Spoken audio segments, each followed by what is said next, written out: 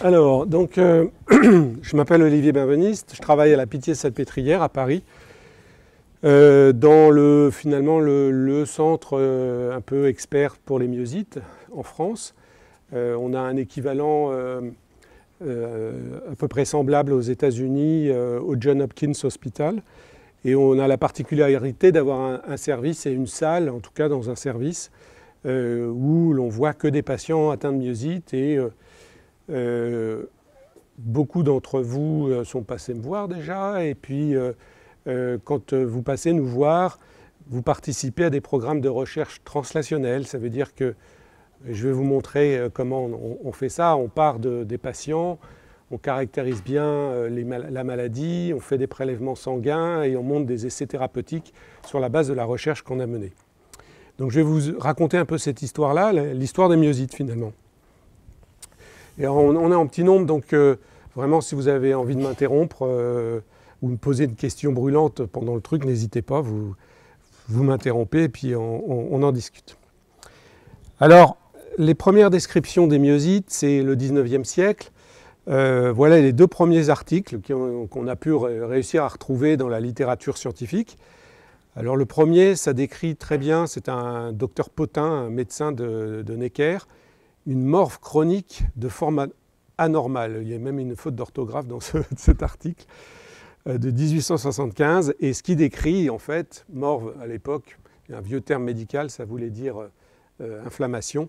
Et dans cette morve, en fait, il décrit très bien une dermatomyosite. Et la première fois que l'on a employé le terme polymyosite, qui est le même terme qu'utilisé toujours aujourd'hui en anglais, c'est par un médecin allemand, peu de temps après, toujours au 19e siècle. Et à cette époque-là, il n'y avait pas de microscope, mais il avait fait une biopsie musculaire à un patient et il a fait un dessin à main levée de ce qu'il voyait. Et donc vous voyez ici, je ne sais pas si on voit, on voit la petite flèche. Ici, vous avez du muscle avec tous ces petits points-là, c'est des globules blancs, en l'occurrence des lymphocytes. Puis là, c'est une autre fraction de muscle. Voilà les premières définitions, les premières descriptions de ces maladies, dermatomyosite, polymyosite. Et puis il se passe un siècle et en 1975, il y a la première grande classification qui vraiment a été utilisée pendant toutes ces années et encore beaucoup par les rhumatologues américains notamment, qui a été décrite par messieurs Peter et Bohan et qui dit que si vous avez une myopathie, donc une faiblesse musculaire, des ceintures, ça veut dire au niveau des épaules, au niveau de la ceinture pelvienne, eh bien, que vous avez en plus sur la biopsie de l'inflammation. Donc voilà une biopsie aujourd'hui faite dans des conditions modernes avec une photo derrière. C'est des colorations spéciales. Ça, c'est des fibres musculaires et tous ces petits points violets foncés, c'est pareil des globules blancs qui envahissent le muscle. Si vous avez des CPK élevés, les CPK, c'est une enzyme qui est à l'intérieur des muscles. Et quand les muscles sont lésés, attaqués par ces globules blancs, ils explosent et ils relarguent leurs CPK dans le sang. Quand on mesure les CPK dans le sang, ils peuvent être très élevés. Un EMG dit myogène, c'est un examen électrique là, avec des petites aiguilles qui montre que c'est le muscle qui souffre et pas le nerf. Ben, vous avez une polymyosite. Et si en plus vous avez un rash, c'est-à-dire des éruptions cutanées typiques de dermatomyosite, à ce moment-là, avec tous ces critères-là, vous avez une dermatomyosite. Donc on est resté comme ça pendant longtemps, fin du XXe siècle, jusqu'à ce que 20 ans plus tard, en 1995, on se dit attention, il y a une forme de polymyosite un peu particulière qui survient chez des gens plus âgés, qui touche les ceintures, donc la racine des membres, mais aussi de façon distale les muscles, par exemple pour fléchir les doigts. C'est pour ça que ce monsieur, il a les doigts tout raides, parce qu'il n'a plus de fléchisseurs des doigts. Donc plutôt des hommes, plus âgés, les fléchisseurs des doigts, les muscles aussi des mollets et les releveurs des pieds. Et puis sur la biopsie, quelque chose toujours de l'inflammation. Ça c'est une autre coloration, donc les fibres paraissent vertes. Mais là vous voyez les fibres inflammatoires, toujours les globules blancs. Et puis des vacuoles dans les fibres. Et puis quand on regarde la composition de ces vacuoles, on voit qu'il y a des protéines anormales qui s'accumulent. Et ça, cette définition-là histologique, ça a permis de poser le diagnostic de myosite à inclusion. Inclusion body myositis in English. Et ça a été très très important parce que je vous le montrerai un petit peu plus tard, mais les traitements classiques des polymyosites, ils ne marchent pas du tout dans la myosite à inclusion. Donc, première grande avancée pour définir un peu mieux ces myosites. Puis on avance toujours dans le temps, on arrive dans les années 2000 et on passe au XXIe siècle. Et donc là, en 2006, il y a ce rapport de groupe de travail, workshop in English, où ça a réuni un certain nombre d'experts qui disent il y a encore un autre groupe qui n'est ni une polymyosite, ni une dermatomyosite, ni une myosite à inclusion, et qui a été appelé myopathie nécrosante auto-immune, sur une base en fait très histologique, car chez ces patients-là, quand on fait la biopsie, on voit essentiellement de la nécrose, donc c'est pour ça qu'on appelle ça une myopathie nécrosante, et qui dit nécrose dit fibre en régénération, mais très peu d'inflammation. Et là, vous verrez, il y a certains auto-anticorps qui sont très spécifiques de cette maladie-là. Ce qui fait que jusqu'à très récemment, on s'en sortait à peu près en se disant, voilà, il y a un certain nombre de groupes de myosites qui ne sont sans doute pas exactement les mêmes maladies, des dermatomyosites, donc avec le muscle plus la peau. 30% sont, pardon, j'ai certaines diapos qui sont en anglais, mais je traduis en même temps, 30% qui sont d'origine paranéoplasique, ça veut dire associés à des cancers. Les polymyosites tels que les Allemands au tout début, au XIXe siècle, où Peter Eberhard l'avait défini, mais qui sont en fait quelque chose de certainement surdiagnostiqué. C'est un abus de langage presque, c'est une facilité. Et même la facilité d'avant, c'était de dire dermatopolymyosite, comme ça on regroupait tout le monde, et voilà, qui se décompose en myosite à inclusion et ce qu'on appelle des syndromes de chevauchement, c'est-à-dire une myosite plus autre chose. Le autre chose, ça peut être des atteintes articulaires, des atteintes cutanées différentes des dermatomyosites, des atteintes pulmonaires notamment. Et puis ce groupe, récemment défini, des myopathies nécrosantes auto-immunes ou des myosites auto-immunes, des myosites nécrosantes, pardon.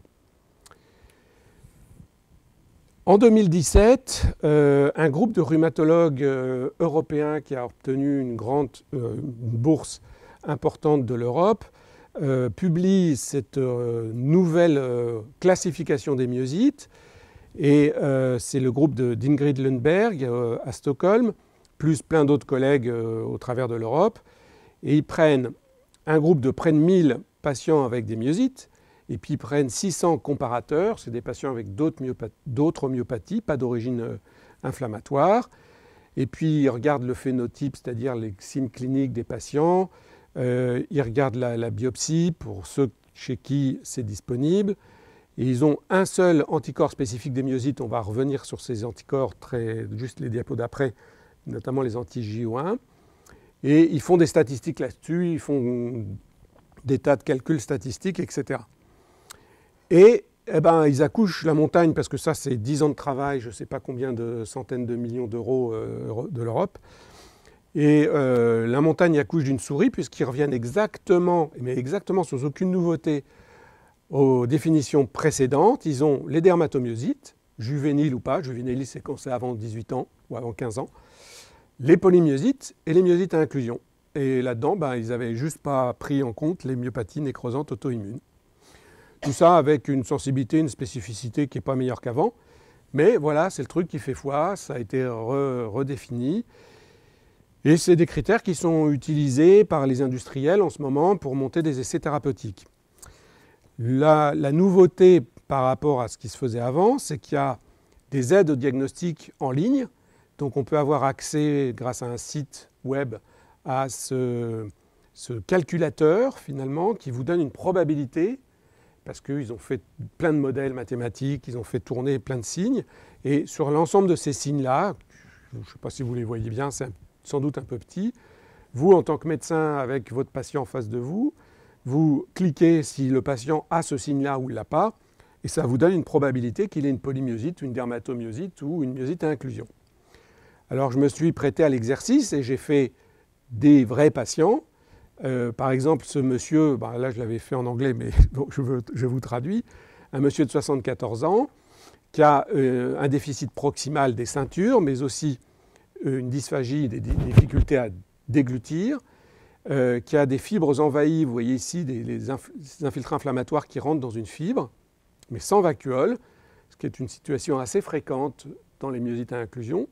Et je sais par le suivi, etc., que ce monsieur avait une myosite à inclusion et le phénotype est absolument typique avec cette atrophie très marquée des quadriceps à cet âge-là. S'il n'y a pas d'autres maladies qui donnent ça, certainement pas des polymyosites, le truc il se plante, il vous dit que la probabilité la plus importante c'est que ce soit une polymyosite. Mais il ne vous parle pas de myosite à inclusion. Et ça c'est très embêtant parce que si vous dites polymyosite, vous dites corticothérapie. Et les corticoïdes à forte dose au long cours chez ces patients-là, ça les aggrave. Donc bon. Autre exemple, pour vous montrer la fragilité de ce truc, c'est cette histoire vraie aussi d'un jeune homme de 22 ans qui a un déficit proximal des ceintures, toujours, qui a de l'inflammation dans le muscle. Vous voyez ici un petit infiltrant inflammatoire, si le truc me donne la main, ouais, là. C'est pas énorme, hein, mais il y a de l'inflammation dans le muscle. C'est indéniable, vous la voyez. Et donc, ce monsieur, il a un score très probable, très fort qu'il ait une polymyosite. Et en fait, il n'a pas du tout une myosite. Il a une dystrophie des ceintures, une maladie génétique.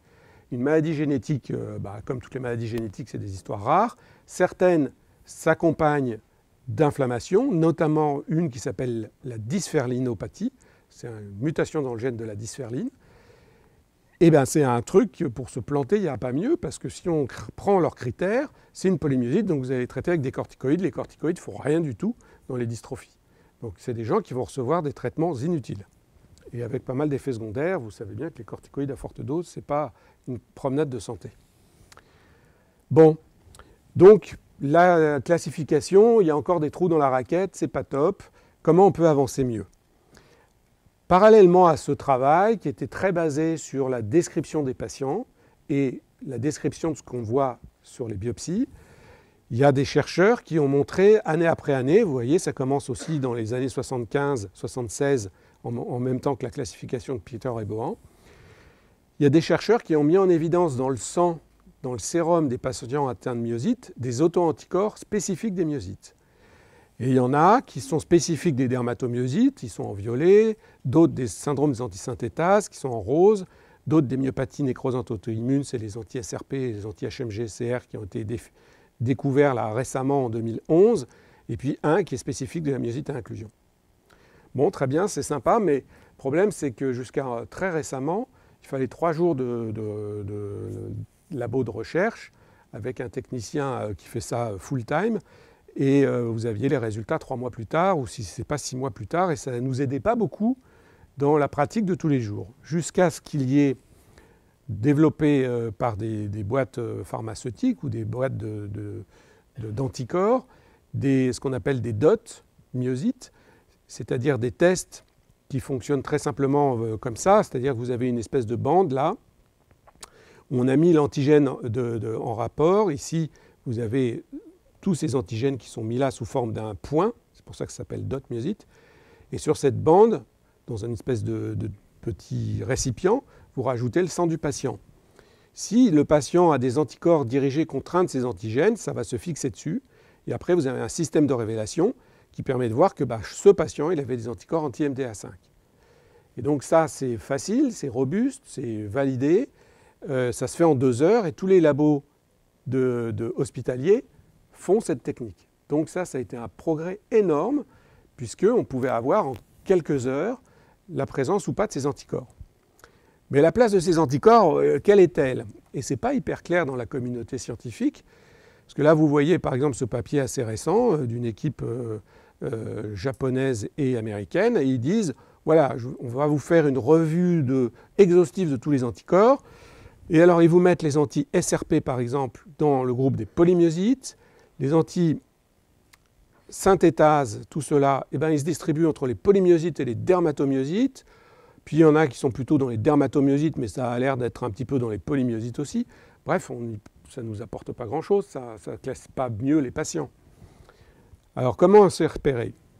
Alors pour s'y repérer, cette jeune femme qui travaillait dans mon équipe, qui travaille toujours dans mon équipe, a fait une approche méthodologique, c'est-à-dire d'épidémiologie, de statistiques, en partant de notre cohorte de patients.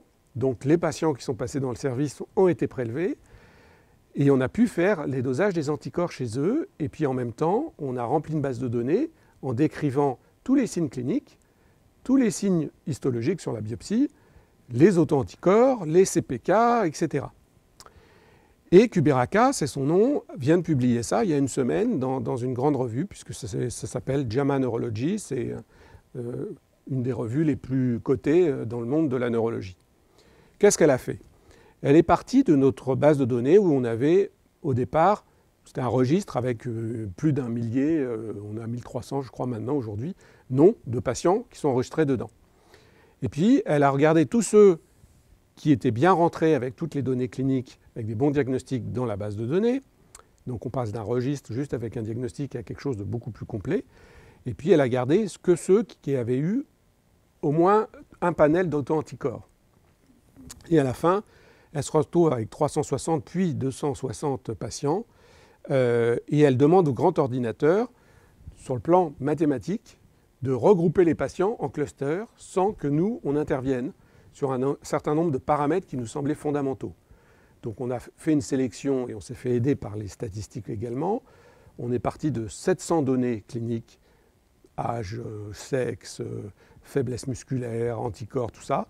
Et on a réduit ça à 47 données qui étaient des données pertinentes publiées par les experts, d'une part, et d'autre part non redondantes. Donc on a éliminé des données qui avaient exactement le même poids dans l'analyse mathématique. Et ensuite, on a demandé à l'ordinateur de nous regrouper les patients selon leur ressemblance et de nous faire des paquets de patients qui se ressemblent. Et l'ordinateur nous dit, il y a 4 clusters. Alors, il y a des façons mathématiques de représenter ça c'est une façon. Puis on peut projeter ça sur un plan en 2 dimensions, et chaque point représente un patient. Et vous voyez que quand on demande aux patients, à l'ordinateur, définit des groupes qui sont assez homogènes, il nous dit automatiquement lui-même, sans que nous on intervienne, ce n'est pas subjectif, il nous dit a priori il y a 4 clusters, voilà. Et puis ensuite nous on demande décris-nous les clusters. Et bien sûr pour décrire les clusters on n'a pas mis les diagnostics, sinon ce serait du diagnostic, du raisonnement circulaire. Si on lui dit dis-moi où sont les IBM et j'ai dit à l'ordinateur ça c'est une IBM, ce serait juste débile. Donc on n'a surtout pas mis les diagnostics. Et à la fin, on positionne les diagnostics. Et il nous dit, le cluster 1, moi quand je lui dis où sont les IBM, les myocytes à inclusion, pardon, je vais prendre des raccourcis comme ça par moment. Quand je dis à l'ordinateur, dis-moi où sont les myocytes à inclusion, IBM en anglais, il me dit, ils sont dans le cluster 1 avec une probabilité énorme. Ce n'est pas 100% des myocytes à inclusion, mais c'est 98% des myocytes à inclusion sont dans ce groupe-là. Et la probabilité pour qu'ils soient bien dans le groupe-là, elle est avec des puissances, des tests statistiques qui nous mettent je ne sais pas combien de décimales après la virgule. Donc c'est très, très, très significatif. Voilà, et il y a 4 clusters. Il y a le cluster des myocytes à inclusion, le cluster en noir, le cluster en rouge des myocytes nécrosantes, le cluster en vert des dermatomyocytes et le cluster en bleu des syndromes de chevauchement, c'est-à-dire les antisynthétases essentiellement.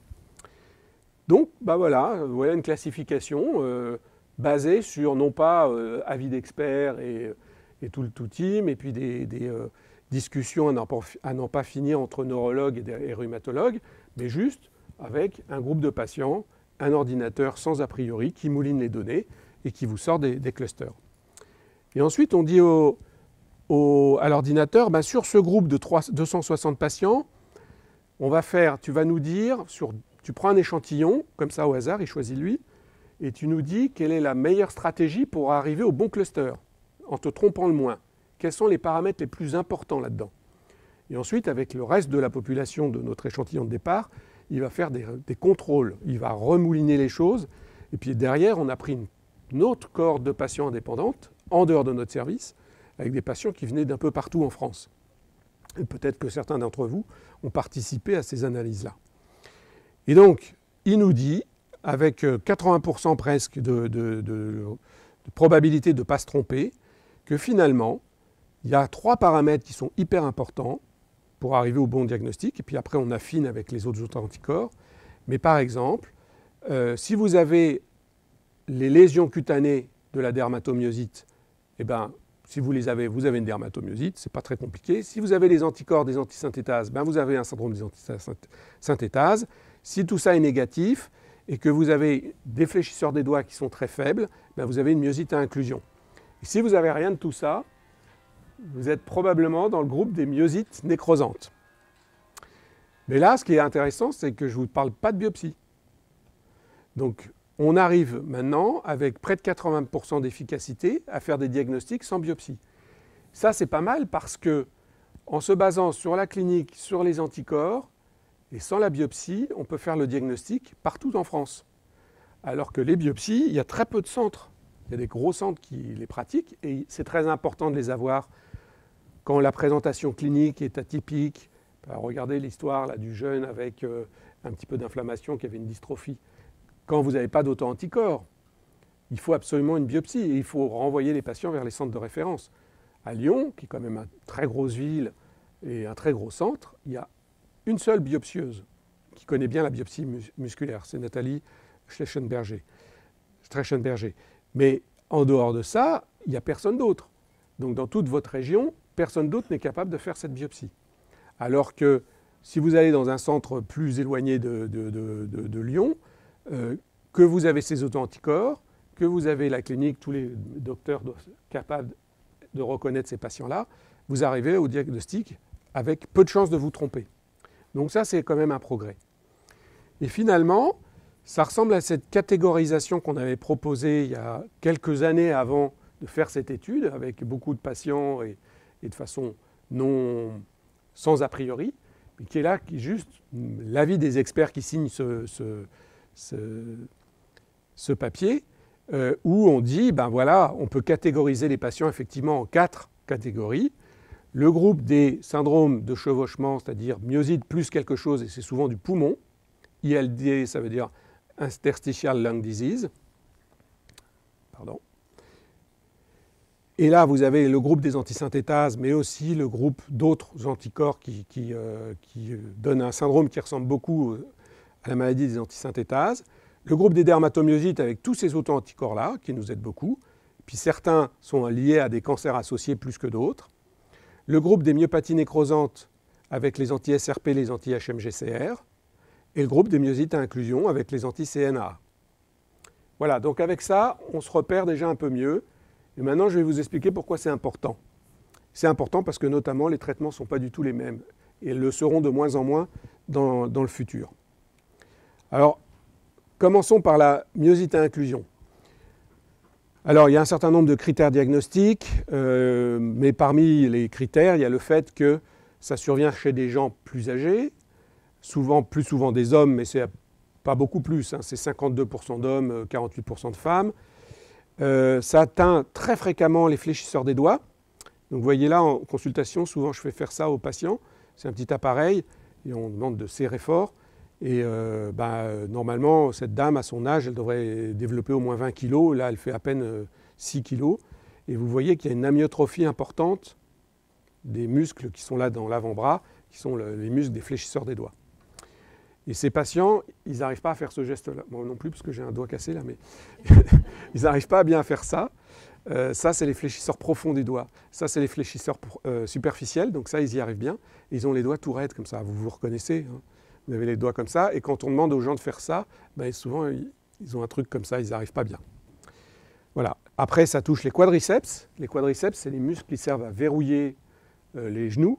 Quand on fait du chousse, par exemple, c'est grâce à ça qu'on tient, mais c'est grâce à ces muscles-là qu'on se lève d'une chaise, c'est grâce à ces muscles-là qu'on monte ou qu'on descend un escalier sans se casser la figure. Et quand on ne verrouille pas bien, dès qu'on est un peu déséquilibré ou dès qu'on fléchit un peu dans un escalier, on risque de tomber. On a travaillé sur l'histoire naturelle, on a publié ça dans différents papiers. L'histoire naturelle, ça veut dire comment les choses évoluent au cours du temps.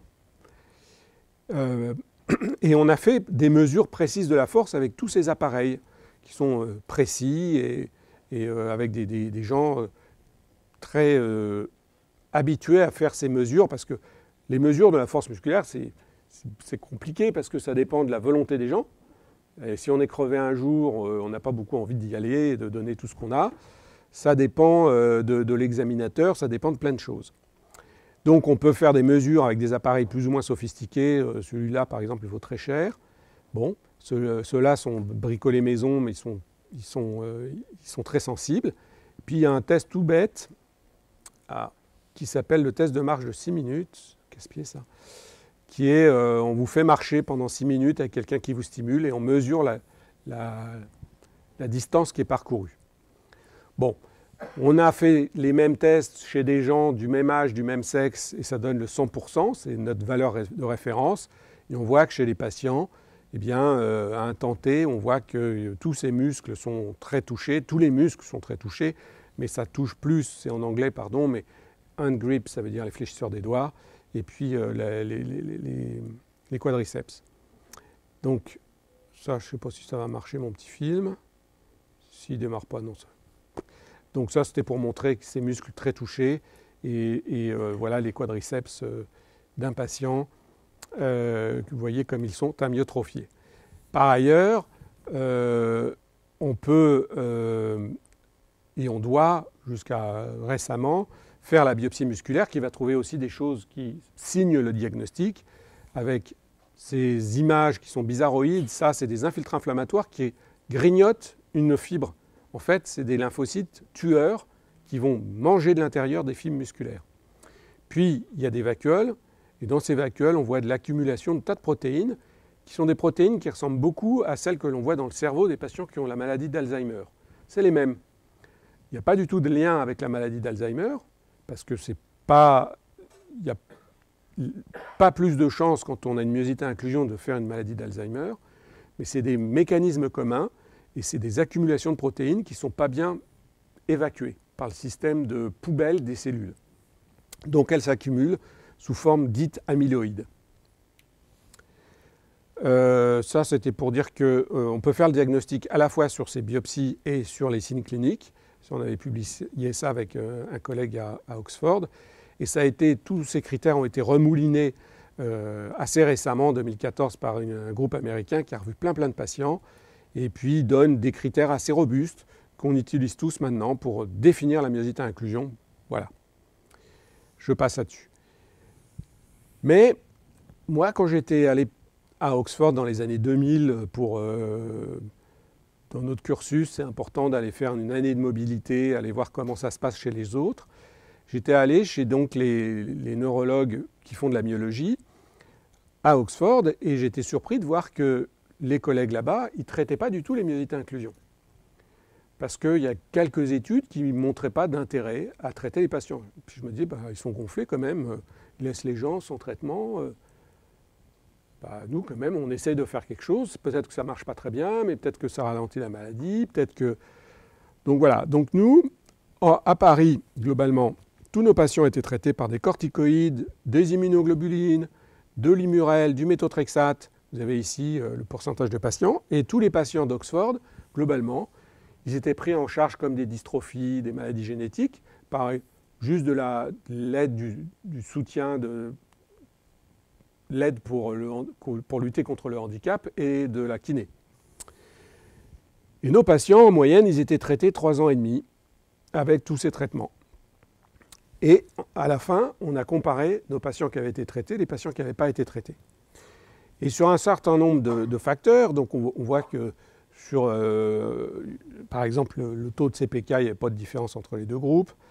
Mais sur des échelles, par exemple, de handicap, le Walton, le RMI, ou bien un index composé qui mesurait plusieurs choses de la force musculaire, on s'est rendu compte que, aux surprises, les patients qui n'étaient pas traités, ils étaient plus robustes, plus costauds, moins handicapés que les patients qui avaient reçu nos traitements classiques des polymyosites.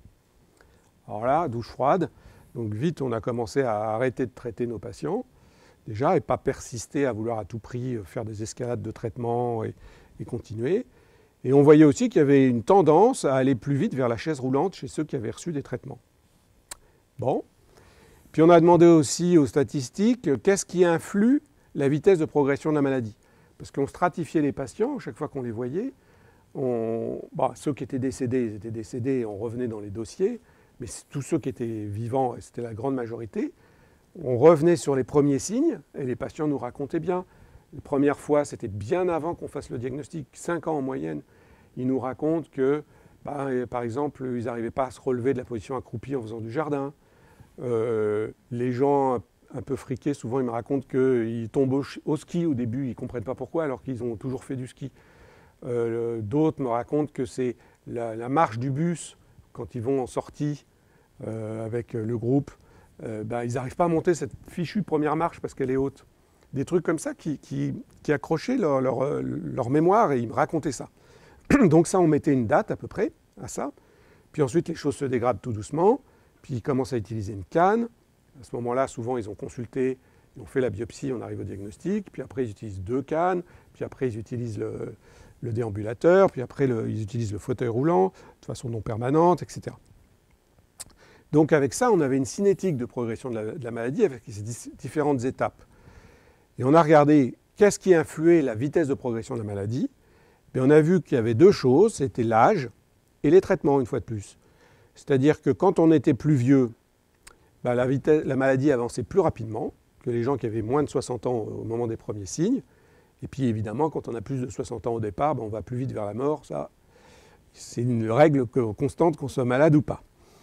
Mais les statistiques ne mentent pas, vous voyez, c'est significatif ça. Et puis le fait d'avoir été traité. Si vous avez reçu un traitement, globalement, ça vous emmène plus vite vers le handicap. Voilà, ça c'était des années 2000. Et c'est compliqué de faire passer ces messages-là à l'ensemble de la communauté.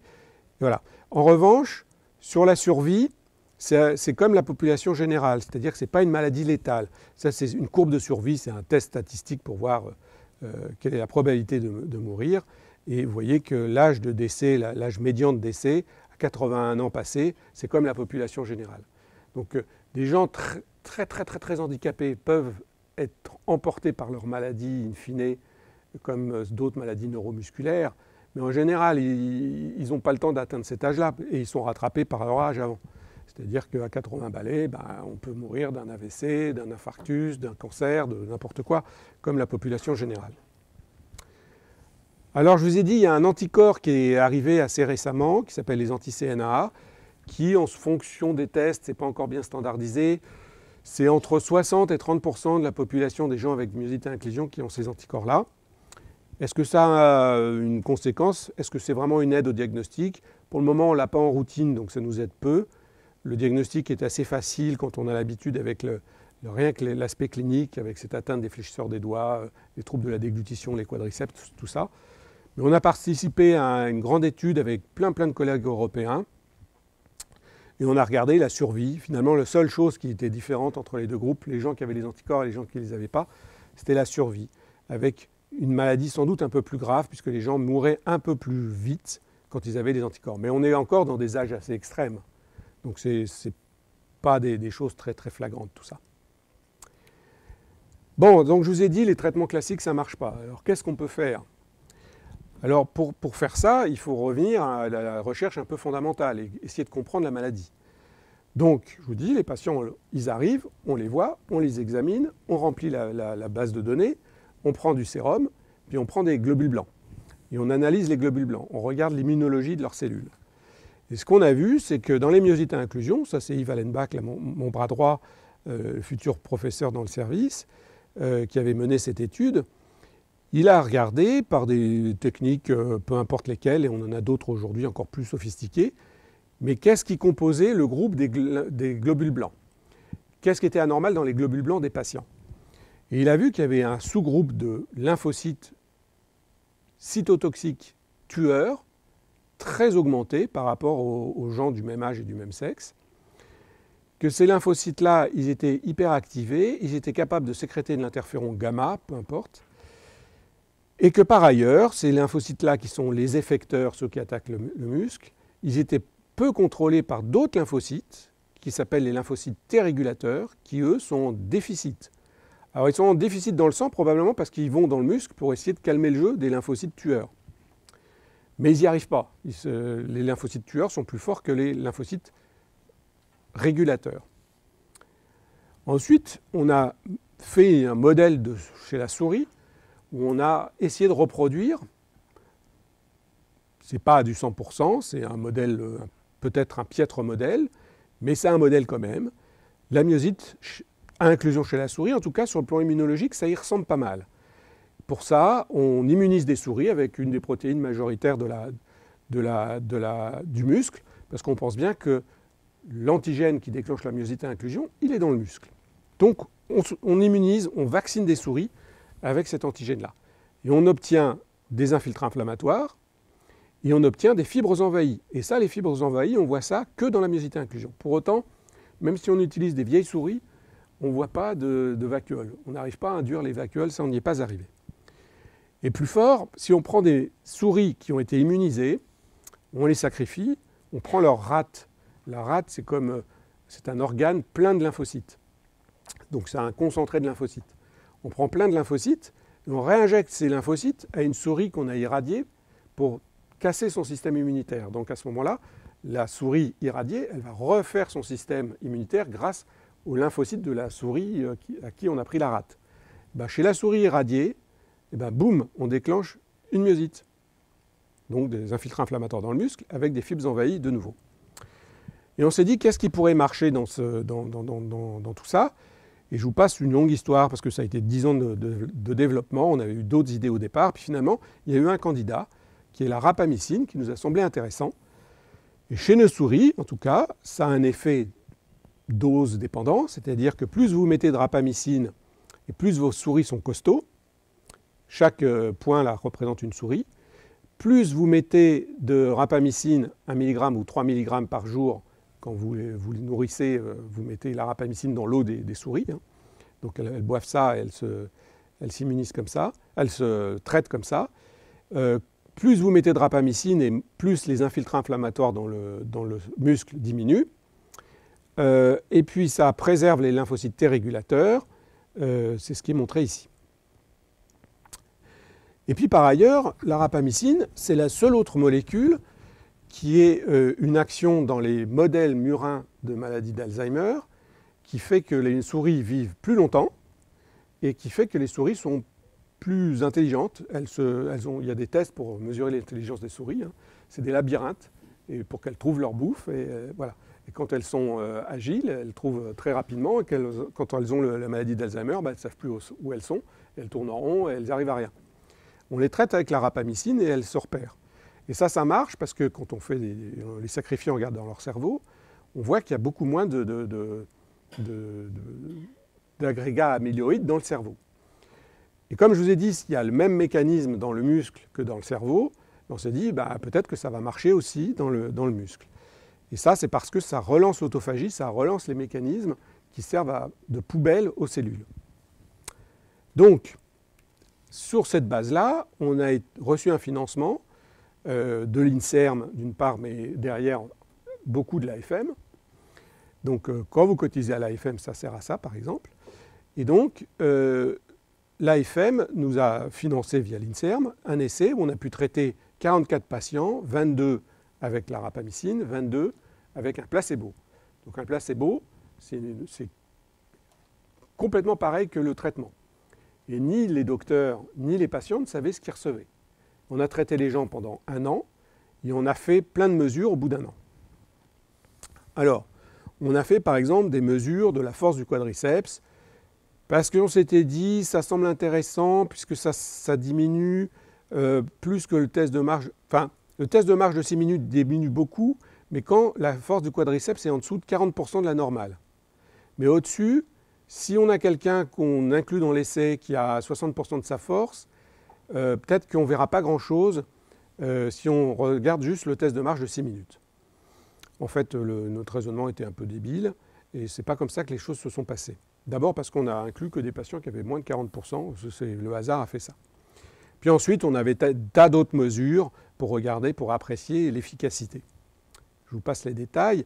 Mais par exemple, on avait ce fameux index composite de force musculaire qui reprend un certain nombre d'items qui sont très impactés par la maladie, comme la force des fléchisseurs des doigts, la force des quadriceps qu'on peut voir soit en faisant le test le Mangazzini, ce test-là, en mesurant combien de temps les gens tiennent cette position-là, soit en regardant comment les gens se relèvent d'une chaise, soit les troubles de la déglutition, etc. Si les gens marchent avec une canne ou pas, etc.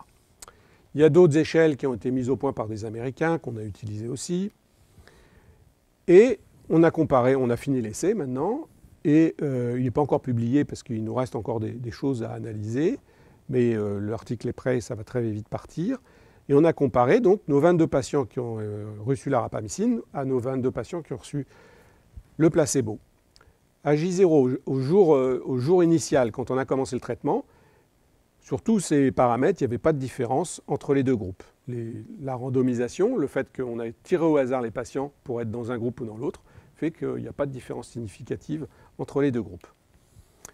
Au bout de 12 mois de traitement, à 1 an, on voit qu'on a un certain nombre de tendances quand on fait des mesures, mais en fait la variation est tellement énorme que ce n'est pas significatif au bout d'1 an. Même si on voit que par exemple, les fléchisseurs des doigts, ils baissent certes de façon significative dans le groupe rapamycine, mais ils baissent encore plus dans le groupe placebo. Même chose pour les quadriceps par exemple. Mais en revanche, le test de marche de 6 minutes, il reste stable dans le groupe rapamycine et il baisse en pourcentage, ça fait 13%, et en mètres, ça fait 40 mètres de moins chez des gens qui faisaient 250 mètres au départ. Et ça, c'est très significatif. La force respiratoire, parce que ça touche aussi les muscles du diaphragme, eh bien, il y a un gain significatif dans le groupe rapamycine alors que ça baisse dans le groupe placebo. L'index composite, là, il baisse de façon significative, mais il baisse encore plus dans le groupe placebo. Voilà pour vous les illustrer. Le test de marche de 6 minutes au cours du temps, vous voyez qu'au cours du temps, les patients à 6 mois ou à 1 an, ils restent au même niveau. C'est la moyenne, ça. Vous voyez qu'il y a des écarts types importants, mais la moyenne, c'est ça. Donc ça veut dire qu'il y a des gens qui continuent à baisser, mais il y a des gens aussi qui s'améliorent un peu. Et que là, en moyenne, les gens sont pareils. Alors que dans le groupe placebo, ben, ça baisse bien. Et la différence, elle est significative dès 6 mois et toujours à 12 mois. Ce qui fait que les gens sous rapamycine, ils ne vous disent pas que c'est miraculeux. Globalement, ils ne sentent pas de différence, puisqu'ils sont juste stabilisés. Mais au moins, ils sont stabilisés par rapport aux gens sous placebo. Et au moins, on est dans un truc robuste, parce qu'on a pris le soin d'avoir un placebo.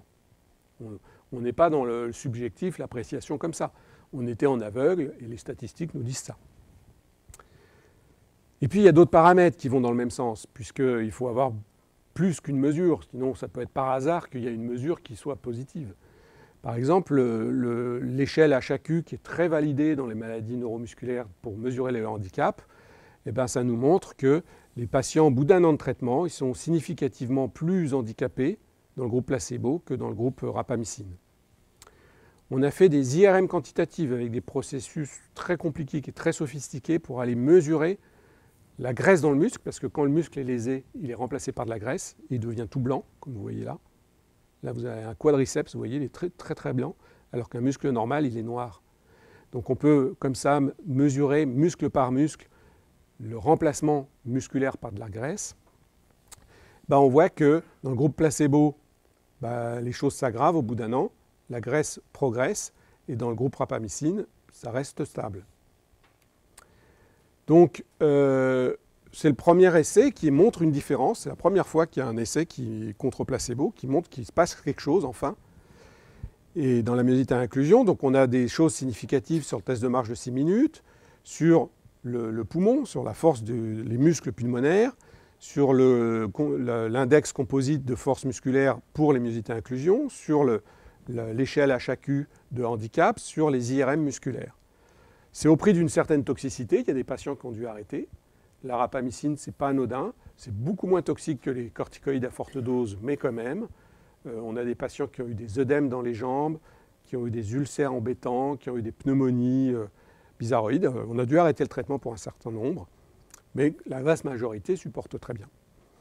Donc on est toujours en train de finir nos analyses. On a des choses, les premiers résultats nous montrent que en fait, les lymphocytes T régulateurs, ben, ils sont préservés et les T effecteurs, ils diminuent sous rapamycine.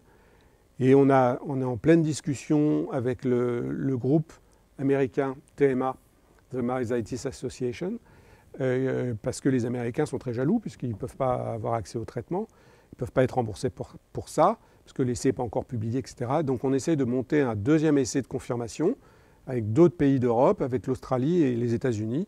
Donc un essai avec plus de patients, multicentriques, pour vérifier que ce que j'ai vu moi, dans notre centre, ben, c'était bien reproductible ailleurs. Si c'est le cas, à ce moment-là, c'est solide et tout le monde pourra l'avoir. Puis l'autre chose pour la myosite à inclusion, l'étape d'après, c'est qu'il faut refaire faire du muscle aux gens. Puisque la rapamycine, elle est gentille, elle marche bien sur l'inflammation et probablement sur les inclusions, mais ça ne fait pas refaire du muscle. Et quand vous avez vu comment a souffert le muscle, il est tout remplacé par de la graisse, c'est très compliqué, très long pour refaire du muscle. Alors, il faut faire plein de kinés, mais peut-être qu'on peut aider les choses. Donc il y a différents protocoles en cours. Il y a un protocole aux États-Unis qui s'appelle l'arimoclomol, qui est une molécule chaperonne qui est faite pour justement aider à évacuer aussi toutes ces mauvaises protéines et qui peut-être pourra aider à refaire du muscle un peu mieux. Il y a un essai qui a été juste 3 patients qui ont reçu de la thérapie génique avec de la folistatine. C'est un gène qui, quand il est mis dans un muscle, donne le signal pour refaire du muscle. Donc on devrait pouvoir participer à l'essai d'après. Ils sont venus nous voir, ils veulent le faire avec la rapamycine, mais ils sont en phase de production de leurs médicaments et je ne sais pas, ça fait longtemps qu'ils ne m'ont pas donné de nouvelles. Et puis il y a un appel d'offres du gouvernement qui s'appelle le PHRC, où on a proposé de faire de la thérapie cellulaire pour refaire du muscle, réinjecter des cellules qui vont faire du muscle dans les muscles lésés. Donc ça, c'est en cours d'évaluation. C'est très sélectif, hein, ces demandes-là, donc je ne suis pas sûr qu'on passe, parce que ça reste une maladie rare, il y aura peut-être d'autres priorités, etc. Voilà, donc ça, c'est les perspectives pour la myosite à inclusion.